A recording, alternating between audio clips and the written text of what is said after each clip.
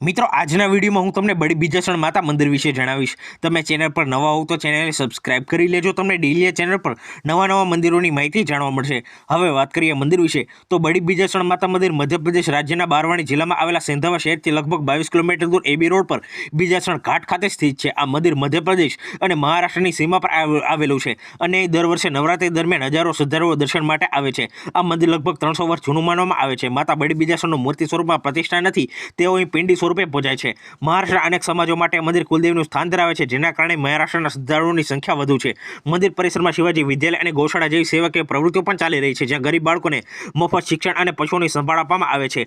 અષ્ટમીના દિવસે મહાયજ્ઞ અને ભંડારાનું આયોજન કરવામાં આવે છે। નવરાત્રીના છઠ્ઠા દિવસે 9 ગામોના 4000થી વધુ ગ્રામજનો 251 મીટર લાંબી ચુંદડી માતાને અર્પિત કરવા માટે પદયાત્રા કરીને આવ્યા હતા અને મંદિર પરિસર અને મંદિરમાં દર વર્ષે 251 વાનગીઓનો ભોગ માતાને અર્પિત કરવામાં આવે છે।